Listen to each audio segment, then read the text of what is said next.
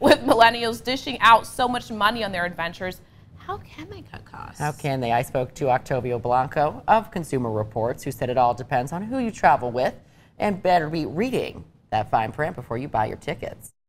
Octavio, thank you so much for joining us this morning.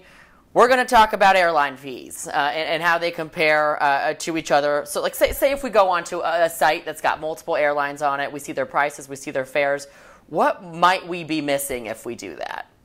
So one of the things to be really, really aware of if you're going to a site like Expedia or one of those online travel agents is, yes, they will show you what the lowest price is, but just be very, very aware when you're selecting it if it's a basic economy flight.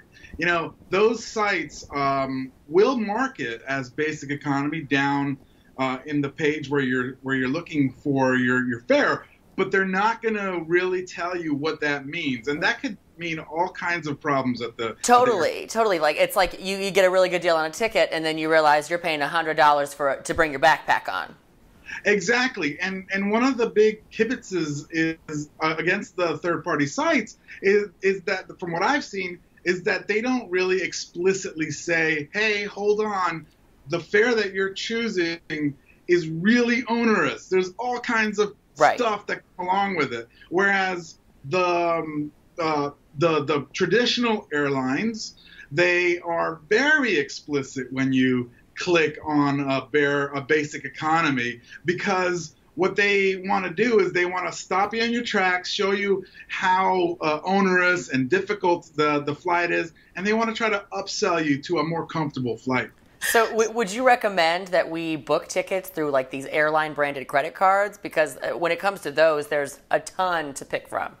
There are so many different branded credit cards. You know, if you find that you tend to fly on a specific airline very often, then yes, by all means, go for it and get yourself one of those branded credit cards. Be careful for the fees on the credit cards, though, too, because, because some of these, especially the very high-end cards that give you lounge access and stuff like that, they can carry a $450 annual fee. So if you're traveling once a year, is that really worth it? So you really got to think about it. I was just about to tell you, like, oh, I used to get free checked bags on Delta, but then I maxed out the card, so I got more problems than I started with. Are there any other fees out there that we should be more cognizant of in the booking process that maybe we don't necessarily see until we get that final click on our checkout? Well, I think, you know, we've already talked about bag fees. There's other little stuff, but could be important, like Wi-Fi.